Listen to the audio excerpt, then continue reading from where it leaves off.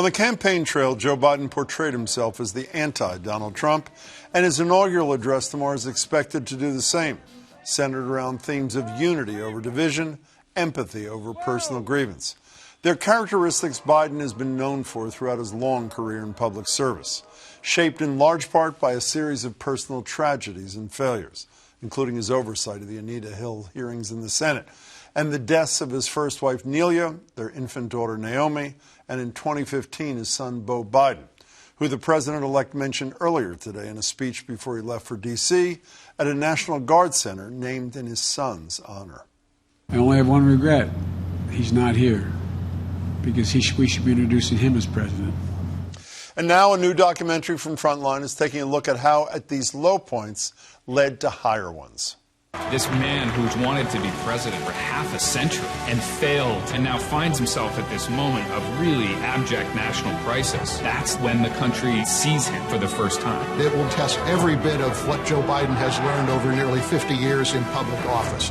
The film is a few hours premature. It's titled President Biden. Director and producer Michael Kirk joins me now. Michael, it's good to see you as always. Thank you. You know, you'd think when you're looking at a 50-year retrospective of a guy who ascends to the presidency, it'd be about all his victories. But as I touched on, it's about failures, pain, plagiarism, and how he reacted to each of those things. That is Biden's story, correct? It is an amazing saga of failure, inadequacy, mistakes, apologies, and as Evan Osnos says in that clip, it is one of life's great ironies that Joe Biden, who could never get more than a 1% vote nationally, suddenly finds himself meeting the moment now. You know what's most amazing to me, particularly in this time of alleged racial reckoning, I guess History will decide if we've had a reckoning, is this is a guy who totally mishandled the Anita Hill hearings. I think there's a broad consensus about that, even among his supporters, championed a crime bill that treated people of color very unkindly. Yet not only does he survive those, but one could make a compelling argument he was elected because of the overwhelming support of black Americans. How do you explain that? From the very beginning, he's been part of the black community, first in Delaware. And yes, he's made all these mistakes. But the thing about Biden is he apologizes, he learns, he moves forward, he perseveres. And in the case of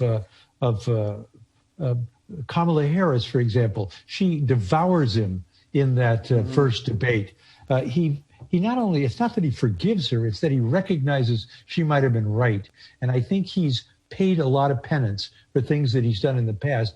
And something critical happened for Joe Biden. And it's, I think, why he's here today. He got what they call the Obama halo. He was, by working for Obama, a black president, and being sent into the fray to deal with an awful lot of those kinds of issues, though highly charged racial issues. I think he earned the right to be back. And that's part of why we find him here today. And it's certainly why he might have won in South Carolina, according to Congressman Clyburn, who said this was it. The black people made Joe Biden president. You know, speaking of the Obama halo and speaking of mistakes by Biden, Biden survived the clean and articulate line, as you show, about the first serious African-American candidate for the presidency, and by serious meaning one who had a chance for the nomination. And then he's picked as his vice president. And one of his many tasks, Joe Biden, as you point out, is when there's conflict in the country, particularly racial conflict, the guy who'd be sent out is Joe Biden. I have to say, the part of this film that will stay with me forever is when he goes to speak to the memorial when two cops are killed in New York City, Ramos and Lou, and the family of the latter is not there. And he says to his people, or whoever he says it to, I'd like to go visit Officer Lou's family. Can you tell that story, please, Michael?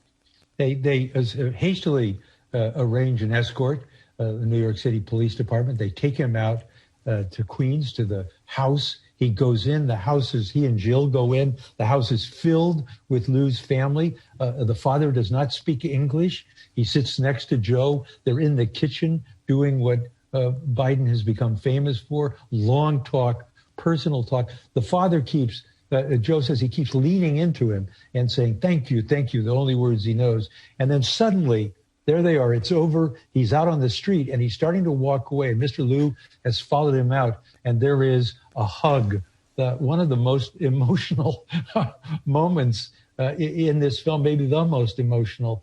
And it says something deep and I think profound about Joe Biden. There may be many parts of him that are questionable, but this part is right right laid out there, right there for everybody. I tell you, I was just looking as you're speaking at the photograph of Mr. Liu hugging the Vice President of the United States. Again, doesn't speak any English, never met him before, just suffered the loss of his son, and he's obviously talking to somebody who understands that kind of loss. It is as beautiful and touching a moment in American, well, I was going to say in American politics. It's outside of American politics and just life. But then you have to come full circle.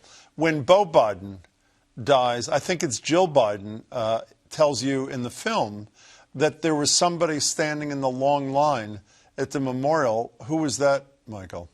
6 months after the picture where they're hugging in the street, Beau dies. The crowds are waiting outside the church for 6 hours. Suddenly, and Joe and Jill are shaking hands with everybody who comes. Who walks up? Mr. Liu and his wife. Just unbelievable. So I would argue that we are replacing a man with absolutely no empathy with a man who exudes empathy out of every pore.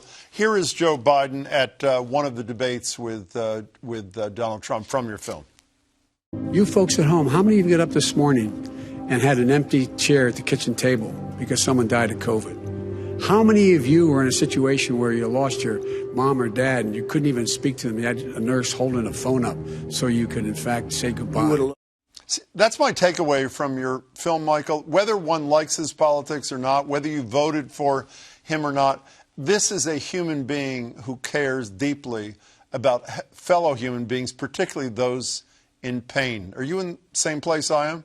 Yeah, grief counselor in chief is what got him elected, I think. He even believes that. And I think the question will be, how do you play that role to 80 million people, 90 million people, 200 million people nowadays, and especially with the division that's been made even worse after January 6th and the threats that hang over his presidency from all directions. How do you do it? Is that what you fall back on? Can you find a way to have the modern day equivalent of the fireside chat with the families of 500,000 Americans, which seems to be where we're headed in terms of deaths from coronavirus? I think that is one of the many big challenges facing Joe Biden. He may have been elected because of it. Now he's got to deliver on that and so many other dimensions. And how does he do that? That's what we're all going to be watching. Me especially. I'm on this case, and I have to know what's happening, and I have to tell it to you. You painted a really important picture of the president-elect. Thank you, Michael, and good to see you. Thank you, Jim. The film again is President Biden. You can watch it tonight at 10 right here on GBH2 and online at WGBH.org/Frontline.